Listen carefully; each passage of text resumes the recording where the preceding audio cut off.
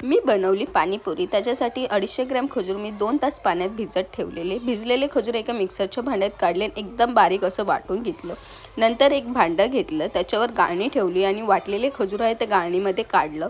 थोडंसं त्याच्यात पाणी टाकलं आणि व्यवस्थित असं सर्व गाळून घेतलं।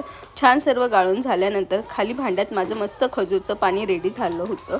नंतर 100 ग्रॅम चिंचसुद्धा मी 2 तास पाण्यात भिजवलेली चिंच ती मिक्सरच्या भांड्यात काढली आणि ती सुद्धा एकदम बारीक अशी वाटून घेतली। ती वाटून झाल्यानंतर त्या खजूरच्याच जो भांडं होतं त्याच्यावर गाळणी ठेवली आणि वाटलेली चिंच त्याच्यामध्ये काढली आणि एकदम असं ते सुद्धा छान गाळून घेतलं। सर्व व्यवस्थित गाळून झाल्यानंतर माझं चिंचेचं आणि खजूरचं पाणी रेडी झालं होतं। नंतर त्याला मी एक फोडणी दिली।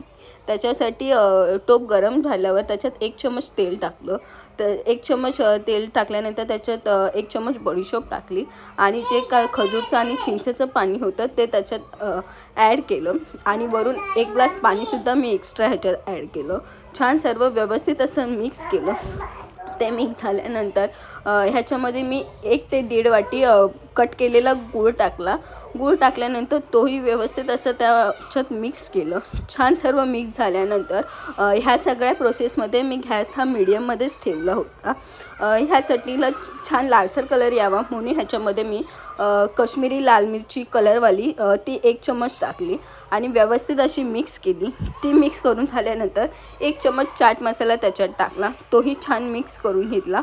अर्धा चमच मी ह्याच्यात ब्लॅक पेपर पावडर टाकली, तेही व्यवस्थित मिक्स केलं आणि नंतर थोडंसं अर्धा चमचच ब्लॅक नमक टाकलं, तेही छान मिक्स केलं आणि मस्त असं ते अर्धा तास मी मीडियम गॅसवर छान ही चटणी आहे ती उकळून दिली आणि तुम्ही बघू शकतात माझ्या चटणीला एकदम छान असा लालसर कलर आला होता।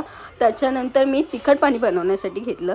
त्याच्यासाठी मिक्सरच्या भांड्यामध्ये पुदिना, 1 इंच अद्रक, परत कोथिंबीर आणि 3 हिरव्या मिरच्या ह्या सर्व टाकून एकदम बारीक असं ते सुद्धा वाटून घेतलं।